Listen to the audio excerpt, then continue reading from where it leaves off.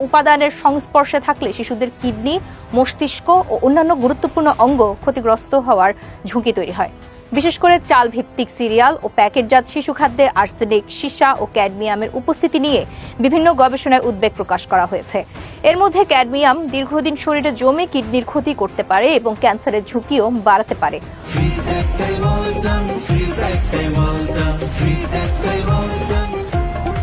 অন্যদিকে দুধে প্রোটিনের মাত্রা বেশি দেখাতে মেলামাইন ব্যবহার করা হলে তার শিশুর কিডনিতে স্ফটিক তৈরি করে পাথর ও গুরুতর কিডনি জটিলতার কারণও হতে পারে। আর সীসার দীর্ঘমেয়াদী সংস্পর্শ শিশুর মস্তিষ্কের বিকাশ, স্মৃতিশক্তি ও শেখার ক্ষমতার উপর স্থায়ী প্রভাব ফেলতে পারে। শুধু গুঁড়ো দুধ না বা শিশু খাদ্যই নয়, প্যাকেটজাত জুস, রঙিন চিপস, চকলেট ও জেলিতেও অতিরিক্ত চিনি, কৃত্রিম রং ও নিম্নমানের উপাদান ব্যবহারের অভিযোগ রয়েছে। অর্থাৎ শিশুর খাবার মানেই নিরাপদ, এই ধারণা এখন আর চোখ বন্ধ করে বিশ্বাস করার সুযোগ নেই।